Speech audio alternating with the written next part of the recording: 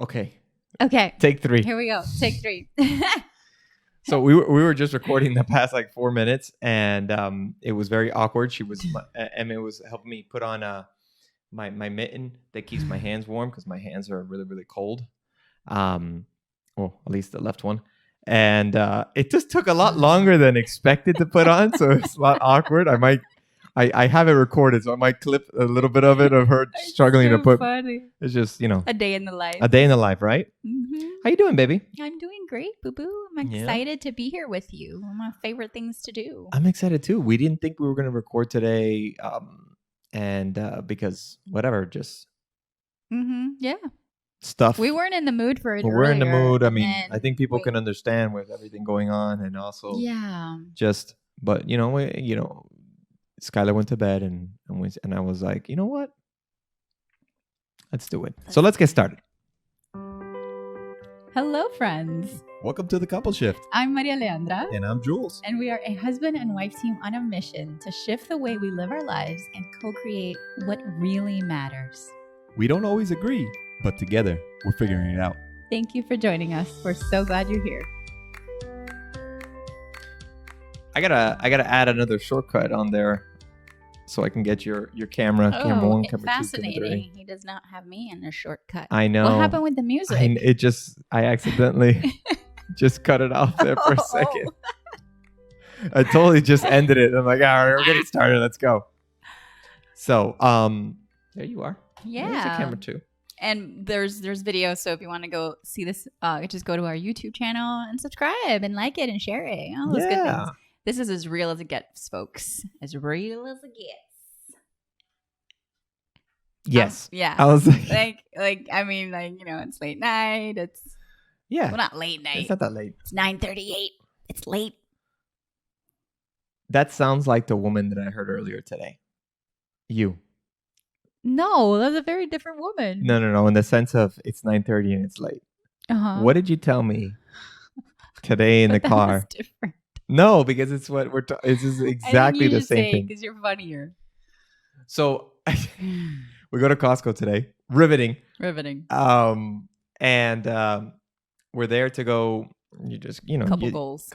Get to the usual stuff, and we pick up goat cheese. And we get into the car, and we haven't had cheese in a while because whatever, we've been dairy free and just gluten free for the most part, and just avoiding that kind of stuff, right? Except sometimes, and we've been really cheating, and I've gone all. I'm like, just fuck this. We've been like YOLOing a little bit. Yes, too much. Oh, for sure. So, I was like, let's do goat cheese, whatever. So we get it.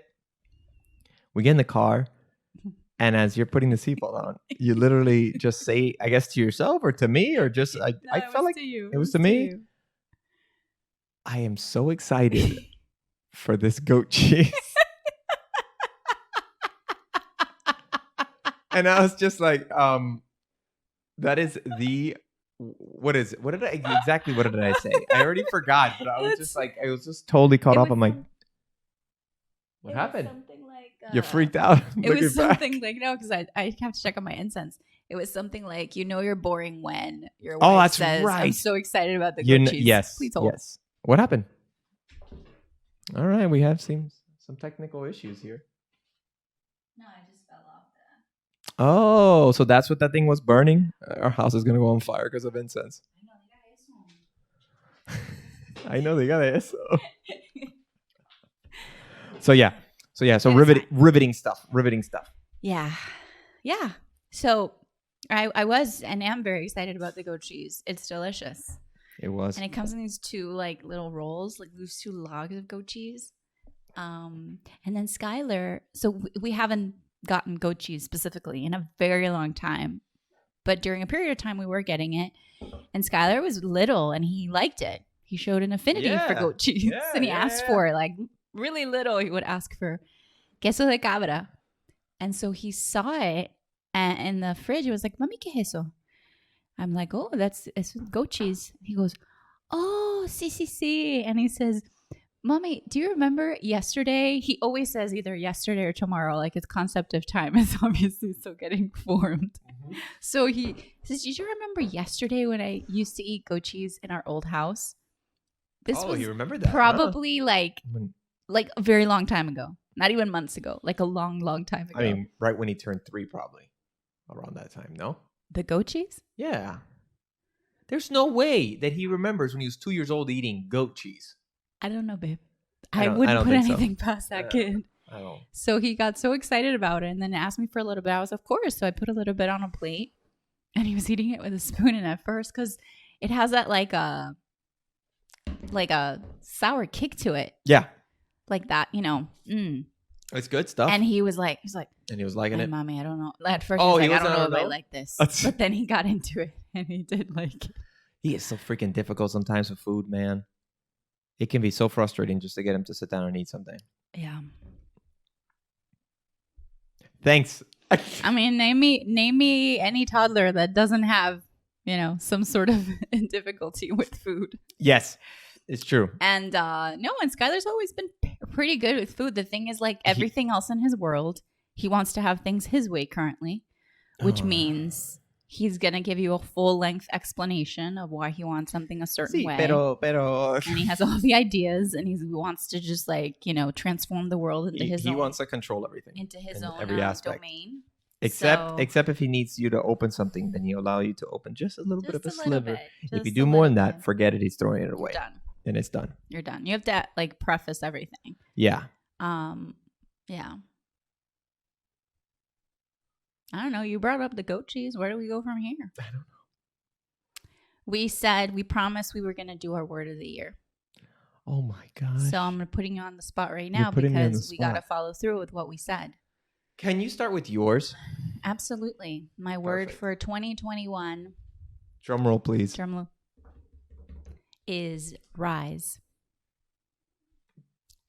Rise. I just wanted to get your reaction before saying anything else. Okay. Rise. Está bien. I honestly, okay, so I've been thinking about this and I had a pretty good idea of what my word was going to be. Mm-hmm. And now I kind of forgot. Okay. And that's where I'm stuck on. So how about this? Let's continue talking. We'll talk about your word and why you chose it. Mm-hmm. And then we can circle back before the end of the episode.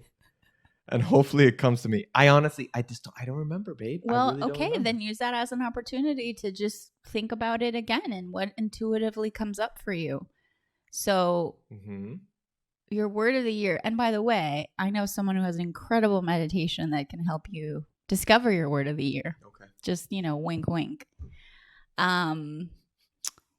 It's I believe it chooses you, so it's very like intuitive. It's just something that's coming through that. Yes, and I'm being 100% honest with you. I had it. I knew what it was, and I was and I'm Okay. looking out right now. How about what it this? was. So I'll talk a little bit about my word, and Yeah. then we can talk about our couple word, which we started last year. We declared our first couple word for 2020. Yes. So we get to find a new one for 2021. Yes. Sounds great. So rise, just quickly, is all about. There's so many meanings for me, but you know, rising in the face of challenges and obstacles, rising to the occasion of what I see is, you know, are my next steps and the things that I get to create in my life. Rising to new levels of really feeling empowered and clear with my voice and what I'm here to create, what I'm here to share with the world, rising in visibility and helping others rise. And so A lot of rise there. Huh? There's a lot of rising. It's a lot of rising. Yeah, it's a lot of rising. And it's I say, you know, your word of the year serves both as an anchor Mm-hmm. and your North Star. Like it both grounds you and it brings you forward. And there's something that it's going to teach you along the way throughout the year. So whether you need a moment where you're like, all right, you're having a hard moment and you're like, okay, the essence of what I'm working with this year is this. Okay. Then it helps you kind of like be your anchor point. Or when you're like, okay, well, let's say you want to make a decision and you go, okay, well, how would the version of me that's living up to this word, this essence, this theme, what would she decide? Mm-hmm. And people ask me sometimes, like, how can you pick one word? And I'm like, well, it's not possible to pick one thing to describe your year. We're faceted, and there's so much to us. But don't overthink it, because there's one thing that your soul is craving to learn, and it's going to come through lots of different ways. But having that, it's a nice way. And then when you go back, like in the years of picking your word, you go back and you see like the story that has been written for you that you didn't even realize. Mm-hmm. Like you'll look back and you go, oh wow, like look at that. I see that now in the past like five words that I've had before this one. So yeah, I kind of remember. It came to me, but the thing is, so I struggle with it. I'm getting nervous. Butterflies. I struggle with the word. Because I guess it can mean, well, like you said, like the word that you choose doesn't necessarily just like, oh, that's it. It's going to dictate everything, because, what was my word last year? Visibility, correct? It's a broad statement. Visibility in what? Visibility, you know what I mean? So to my family, or to my wife, to everybody, the world, whatever, all those things. And what word keeps coming up for me? She looks at me with that face. Look at her. Ah. So the word that keeps coming up for me is vulnerability. What do you think? So what do you think about that word? So that's the word that keeps coming up for me, is vulnerability. I think that's a sacred, very courageous word to step into. And the reason why it kept coming up for me as like, yeah, I guess this is what it's supposed to be, is, well, of course, but the past couple of weeks have been really difficult for me. And what I mean is that I guess I don't want to use the word milestones, but just bookmark points in my life, basically, that I've had this past year.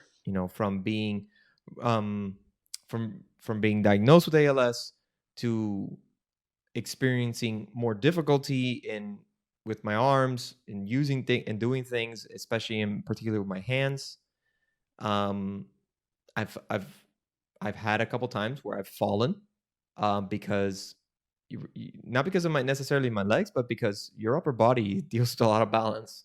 So my center of gravity was shifted, and I couldn't shift it back because my upper body, my arms, they're not completely useless. I can still move them, but it's difficult. It's tiring, and you can see it if if you look at my arms themselves without a shirt. This is skin and bones, is what it feels like and what it looks like, and it's been very difficult to deal with that. But I've become more emotional about these things, and more frustrated and angry and sad and depressed, all these emotions, because it's been hitting me harder and harder and harder. And going back to the bookmarks, I've had these bookmarks throughout the year, and there was a recent bookmark or milestone during the holidays, during just before Christmas and after, and New Year's and stuff, and it was my mind. One part of it, my mind just constantly thinking about the future, looking back at the past year, seeing how the disease has progressed, and my frustrations with it, with the lack of things getting done, COVID messing with that, all this stuff, right? And I feel like ever since we moved into this house, I've been more emotional and more vulnerable.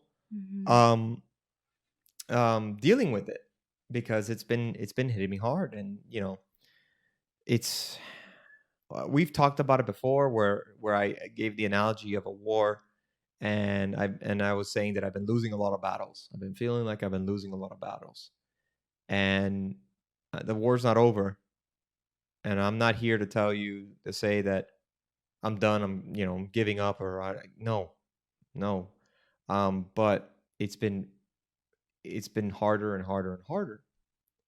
And for those of you that either have a family member or yourselves are going through this, I think you know what I'm talking about, especially if it's early on and you're starting to feel that and you're starting to go through those things. And maybe later on it's a little bit different, because you've accepted it, or you've grown to get used to these progressions. But I've gone through the gamut of the emotions during these bookmark points in my life this past year, and then cycle through it and be like, okay, I'm ready to move on. And I think that's what I'm going through right now, is where I went through those moments. I went through those hard times, difficulties putting, I've had the difficulties putting on clothes, and my wife has to help me. Now my wife is helping feed me. I can do some of it, and I can do it sometimes. Some days I can do it and it's okay, but a lot more, it's becoming more and more difficult for me. And I've had difficult moments with my son where he wants to play Legos, for example, and I'm sitting there trying to play Legos with him, and I can't grab the pieces, I can't push him in, and I get frustrated because there's those things that I want to do with him. And I feel like I'm rambling a little bit, but you're not. It's just been hard. It's been very hard, and I feel like that word just keeps showing up for me. Yeah. And maybe it's me letting my guard down, saying that no, I can do this, and being more forward with people and be like, I can, and I need your help, or I can't and I don't feel great, or I need a whatever. I don't know. It just feels that that's the word. Yeah. For me. Yeah. And it's something I talked about with my therapist about what I'm going through, these emotions. Like I just keep, it's like a cycling back to the emotions again when I first started experiencing things. First, like I said, like when my arms were just like, I can't lift this, I can't do this, I want to clean this, I want to work on this, I want to play this, and I can't do that. Yeah, I remember it. It's like the last time I played golf. That was a moment of like, this sucks, and I had a hard time. And then there was the last, this, like I said, this past month thing, this past holiday break, things have gotten a lot more difficult, or I have a lot more days where I'm just down and I'm just tired or whatever. I mean, today, what did I do this morning? I cleaned something. I was cleaning an old, I was just cleaning something. And I was using a toaster oven, and I was just working it, trying to get it to nice and clean. It looks amazing. You did great. And I guess I did. And it was rewarding for me to be like, yeah, I did it, whatever. But I had to pay the piper. And so after that, I was pretty tired. I was pretty beat. And it was right before dinner or whatever. We went to go shower and get out, and I was like, I'm done. I need to stop. I'm done. I can't. And luckily, what ended up happening was, after I went through those emotions, because I got a little tearful there, just being frustrated and just being annoyed with all this. We had dinner, and then after, all of a sudden, I got the energy, and that's why we're recording. So, I felt that that no, I'm gonna keep pushing, because I don't want to give in. I'm not gonna give in. And but it's one of those things, like, you go through a traumatic experience or whatever the case, right? And when you avoid it and you avoid it and you avoid it, it just makes it worse. But once you confront it, great. You're able to go through those emotions, right? deal with those emotions, work through it, and then you can grow from it, right? It's the same thing, except you're reminded constantly of that moment where you went through that, I guess, that experience, because it doesn't go away. Like what I'm feeling, it doesn't go away. What I'm experiencing doesn't go away. I get reminded about it all the time. I get reminded from just grabbing the mouse on my computer or whatever. I get reminded of if I want to scratch my arm, if I want to, if I can't comb my hair. It doesn't look too bad though, right? I think it doesn't look too bad. You look good. I can't, but I can't. It's just too tiring. It's too difficult, and so. Yeah. Anyways, I rambled enough. I wasn't a ramble. You were being. So yes, vulnerable. Word of the year. My word of the year: dealing with it and being vulnerable and and experiencing it. Yeah. So. Well, I think vulnerability is where, as cheesy as it sounds, it's like where the strength truly lies. You know, in the act of being vulnerable and being that open, that's where we are able to bring in a different source of strength that doesn't come from the facades that we're constantly playing out into the world of, I got this. Vulnerability allows you to crack open like nothing else. And it's actually, it's like taking your armor off, you know, not because it's like, oh, well, that's it. It's not that at all. You know, I think people have a misconstrued idea. Other people may have a misconstrued idea of what it means to be vulnerable. But it's more about taking whatever armor you've put on that keeps you actually separate from the world and separate from your even your own emotions. I think it takes a lot of you can correlate courage. A lot of things about like the word receive and yes, they kind of work together completely. In a sense, right? When because my word was received last year, and I realized I had the same experience as you and I when it like came to me. It kept coming, and I was like, receive. That felt very like, oh my gosh. And I realized that is one of the most vulnerable, like to really receive. And we've been placed, you know, individually and together in this constant, like these constant lessons now and opportunities to understand what receiving is and what asking for support is. And boy, oh boy, did that represent so much for me, you know, last year. It is very, very vulnerable. So it's kind of the same thing. So I acknowledge you for having the courage to go there. And yeah. So what's our couple word? A couple word. See, I don't even know where to start for that one. Do we combine those things that you know, your word of rise and my word of vulnerability? Interesting. Well, okay, so as a or couple, is it as a couple? Yeah. What are we like? Our couplehood, right? Has a soul. Let's say our souls together have something. We have a mission. Something that's calling us forward, something we're learning, something we're cultivating this year. Those are the kind of things you want to ask yourself as you're tapping into that essence. And last year, our word was transparency. All right. You picked that one. Yeah. You did a bang up job. You remember we picked that when we were recording in Puerto Rico? Yeah. In my old bedroom. Yeah. And PR. It was a good time. So then you have to come up with this one. Oh, great. Boy. Awesome. Great. Pressure is off me. Oh.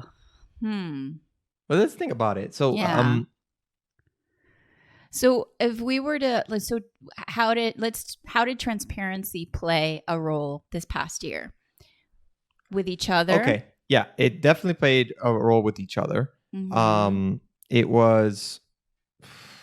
It played a role in what we're doing with the podcast. Yes. And how we got way more vulnerable, transparent, open. With how we deal with each other, how we talk to each other, what we go through. Yes. And like you said, and in the podcast, like with each other and in the just. Yeah.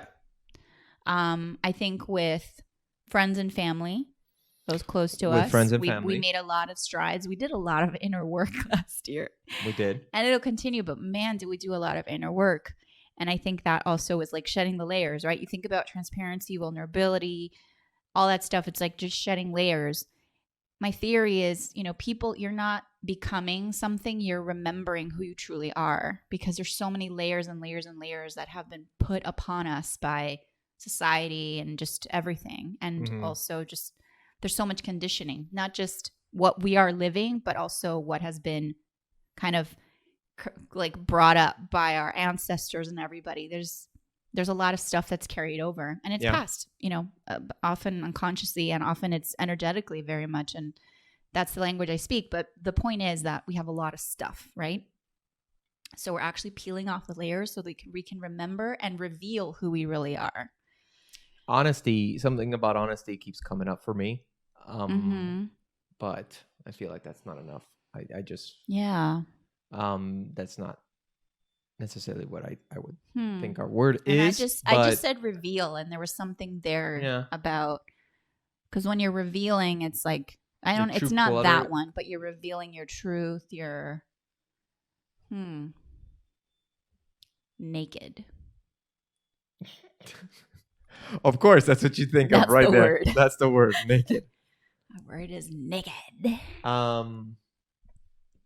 Yeah, I don't know. Do you want to leave it up for another episode so we can really think about this a little bit more? Yeah, I like the idea of doing a part 2. So I guess it's a tease. Yeah, no, and that'll give us both an opportunity to kind of like, I also would really love for you to listen to that meditation. Okay. I did. Yes. If in case it wasn't clear, she did a meditation and what she, I just, sometimes I do all of these things, and I want you to experience them too. Obviously, you experience what I do all the time because you're very much with me. I was going to say, I do. I don't hide anything anymore. I used to hide my witchy side. I don't hide anything anymore. But witch. But no, but I'd love for you to listen to it. Sometimes I'm like, I'm not going to tell him to do that. No, so what you do is you put me on the spot and you put it on the episode for me to listen to. You still have a choice. You could still say, no, I'm not going to listen to it. No, it's okay. You have a choice. No. I'll listen to it. I'll listen to it. So maybe it might inspire me for our word of the year, even though it's supposed to be you that's supposed to be picking it. Oh yeah. But anyways, no, that sounds good. I think we could do that. Yeah. I think that makes sense. So rise and vulnerability. Vulnerability. Rise and vulnerability are words. And for those of you who just started listening to us and we didn't hear about the words of the year, because I don't know if you really explained it in the beginning of this, but you want to go ahead and explain it quickly? Explain what part, Pip? About the word of the year. Just explain what the importance is, or why do it. What's the need of doing it? Well, not necessarily need. Yeah, you don't need it. I think it's just a wonderful thing to do. So, people talk about New Year's resolutions, right? Yes. New Year's resolutions won't really go anywhere because most of the time you're not really anchored into the intention of why that really matters to you. Whether it's eating healthier or reading more books or going to the gym or whatever it is. You really got to get clear with the essence of what your soul wants to bring forth. And we're so used to working in a world of, this came up with a client the other day, and it was like just sheer brilliance. I was like, we're so used to checking the boxes that are given to us externally. And that's usually where our resolutions and goals come from. They have to do with achievement, with worth, with ego, with, all that stuff. Just think about it. Those are the external boxes. We get to look at the internal boxes that our soul wants to check. And doing that is actually a very vulnerable process, because then it requires us to really see what's there. And that may require a lot of other things in our life shifting. But the closer and closer you get to your truth and your authenticity, the more freedom you will gain. So to me, declaring a word of the year, again, this is an essence. This is a theme for your year. It's something that you're ready to both step into and claim. And it's going to bring you some lesson. And I always say it serves as an anchor and a North Star. So again, it like anchors you in the moment and also serves as like, okay, and what's next? And when the word, and I believe also, especially when you go through, that's why I channeled that meditation, because it helps you like detach your brain from the conversation and go into a state where you're actually yourself intuitively receiving what you're word is meant to be. Your word is like choosing you rather than you like, okay, then your ego gets in the way. You're like, oh, this isn't the right word, or you judge the word, or no, I got to pick something better, or whatever's right or wrong. You don't give your intuition the chance to really like. So when you do a meditation like that, or just go through the process of asking yourself, what is it that I'm really ready to cultivate and bring in, and what are the lessons I really want to learn? Yeah. And then the word just resonates throughout the year in ways that you probably can't even like think about when you pick it. Like, it's incredible how that happens, because intuitively you'll know. And then later on, as you go month by month into the year, you'll be like, wow, there was really a reason why that came into my life at that moment. And I really encourage this out of everybody to do it. At first I was, like a lot of the things that you've shown me, that you've told me, or, whatever that I've heard from you, I was like, I have a little bit of skepticism about some of the stuff, but I didn't realize, of course I didn't realize, we didn't realize how important that word of the year was for us in 2020, because in January, we didn't know COVID and everything was going to go down. Yeah. Right. And then towards the end of the year, with the elections and everything that happened then in November, and Jesus, just now in December. And then now, just a day or two ago, with the craziness in the Capitol. And, for those listening in the US and elsewhere, obviously too, I feel, we need to ground ourselves more than anything else. There's a lot going on. The world is it's a bit of a mess, right? And there's a reset happening, I feel like, right? And we're experiencing this, and I think it's important to look inside ourselves, really. And I feel that word of the year actually really helps people to ground themselves and go forward in the right way, and Yes. You know what I mean? Yes, all that. So much yes. Yes. So, These are we are going through a reset. These are everything that's happening is in service of bigger like shifts that must occur. There's a big crumbling happening, very big picture across, like, this is bigger than just any country. Yeah. And the crumbling will lead to what's new and what's next. There's literally a new world being born, and these things take time, right? Astrologically speaking, January is the hardest month of this year. Well, it already seems like it is. But after like the third, fourth week in January, astrologically speaking, things ease up. Yeah. The energy shifts into March, and the first 2 months of the year are about kind of like putting your head down and doing the work, just kind of quieting down and doing the work and holding yourself grounded in that space. And what I've been feeling into myself energetically, and the other day, this astrologer that I followed, his name is Stephen Judd in the UK. He's amazing. He said something that was very similar to what I've been saying about March. For months now, I've been saying in March, I feel this sense of sort of effervescence in the energy. And it doesn't mean, oh, everything's better. It's just like a lifting. It's like this sort of like effervescent, like bubbling up, coming up for air kind of feeling. And I've been talking about this in videos and stuff for months. And he said in March, there's a significant shift in the energy. And I was like, yes. So the rest of this year is going to call us into, 2020 was all about the massive crumbling. It's like you took a room that was crazy and you started decluttering it. And now you have like SHIT all over the place. And you're like, what the heck do I do with this? 2021 is almost about like putting pieces in their place and going, okay, well, what is it that I really want to keep here? And what am I really ready to let go of?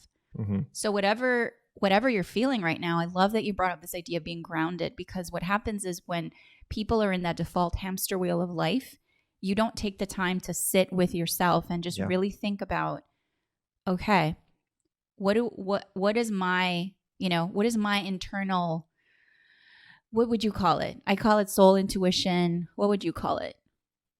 Your barometer, your gut, like that part of you that you can't, right? That you can't describe. Like Yeah. that thing that you're like, wow, I'm feeling this. And you're super intuitive, by the way, babe. I've told you this many times. It's on record. This man is crazy intuitive. You're just like, what I see you is like you're developing the like openness to know, like, oh, We've talked about know this, I think, things. a little bit. I feel like that's something. It's not. I don't want to say it's a positive thing. No, I mean it is a positive. Sorry, no, it is a positive thing, but something positive out of my my diagnosis is my physical form, I guess. Yes, it's being attacked, right? My body is being attacked.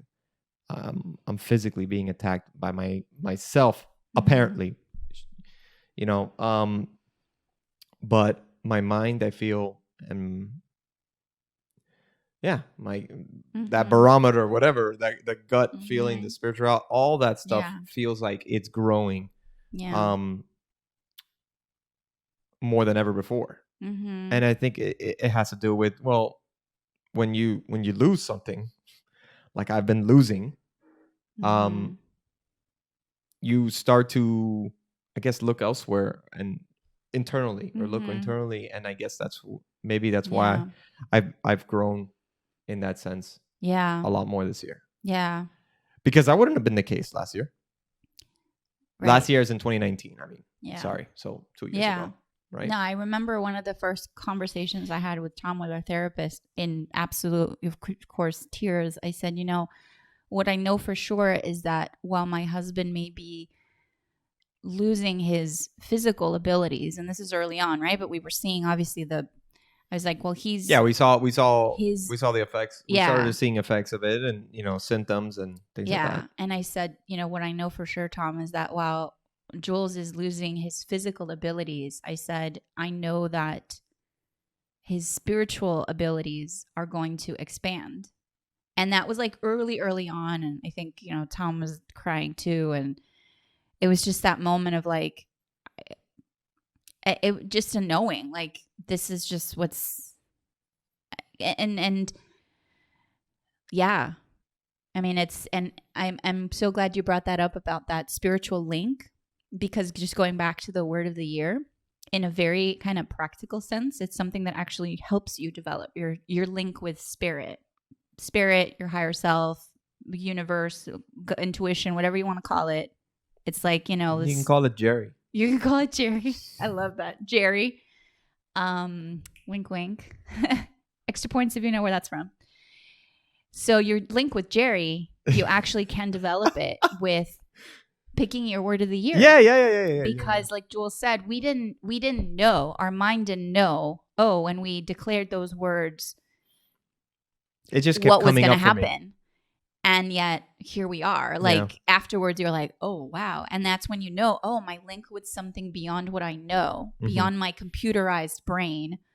That's when you're tapping into that intuition, that Jerry, that source. That Jerry. So it's actually a really good, more like practical practice to have. Yeah. And to really give yourself a chance to not go with your brain on it, but like really sense it with your heart, with your gut. And I know some people are like, I don't know how to do that. Well, it's little by little, step by step. That's why there's so many resources and that's one of the things that I always want to help I also feel like there's no real wrong way to figure that out either, right? Don't you think? No, there's no right or wrong. It doesn't exist. There's no right or wrong, so. It doesn't exist. Right or wrong are just concepts that we've created. Do it! No, seriously, right or wrong are concepts we've created. Right. But when you say right or wrong to like pick a word, you mean? I love how you say right or wrong are concepts that we created. Right. Right. Yeah. Yeah, that's good. That's good. Yeah. So anyways, so take the moment, take the time and figure that out for yourselves. Yeah.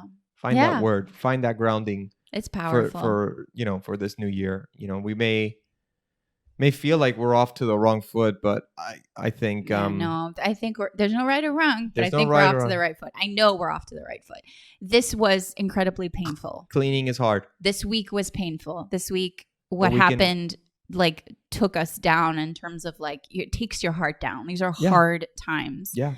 And you pick up on what people are feeling, and you pick up on, I mean, and you know, we can look all over the world. Hard times. Yes. Hard times are worse. everywhere. These are hard times globally. There is no place you can be that is not getting hit with. And also, we're all really one. Like, what happens in other places affects us, whether we are conscious of it or not. Yeah. So, did this year start off hard? But you know what? All of this is happening for reasons that we may not yet understand, but are necessary for the massive decluttering. Oh, so the Zen master comes back in. She's always there. We'll see. You're the Zen master. No, the thing I was telling you. Oh, yeah. We'll see. Anyways. Yes, we'll see. Guys, please rate, review, and subscribe. Yes, please. Honey, you want to say anything else? No? That I adore you. Oh. And that you're my fucking soulmate. Oh. I just used the F word. All right, guys. I love you, baby. I love you, baby. Bye, everybody. See ya.